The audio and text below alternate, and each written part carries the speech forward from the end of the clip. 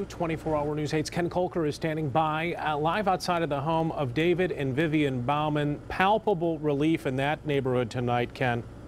Boy, that is for sure. We're in the Princeton Estates neighborhood, which is near 52nd and Kalamazoo. And today we were talking to neighbors as they were coming home from work, many of them learning it as they came home from work, and as a small group gathered in front of the Bouwman's home to pray.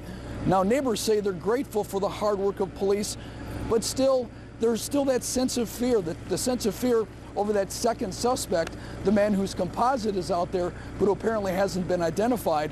Now, some neighbors tell us that this led them to add security, that the murders robbed them not only of their neighbors, the Bouwmans, but of that sense of security. Now, we spoke to one neighbor who told us that the murders led her to install a security system within days, and we spoke to one of the young women who gathered here to pray against violence even before learning of that arrest. When it broke, I was playing a game with my grandson, and it was just relief. It was relief, but still fear that maybe we don't have everybody involved. And the police work so hard on it. I mean, there's nothing that we can say that will ever show the appreciation. I mean, I can never sit in this family's shoes to say how good it feels right now to know that the person that killed their family has been captured and arrested. Now, neighbors tell us that another thing that this led to is a sense of togetherness in this neighborhood. They say this has drawn them closer together than they've ever been before. Live in Kentwood, Ken Kolker, 24-hour News 8. Okay, Ken, thank you. 24-hour News 8's Leon Hendricks is talking with family members of David and Vivian Bouwman. Leon joins us live on the phone right now. Leon, what are they telling you tonight?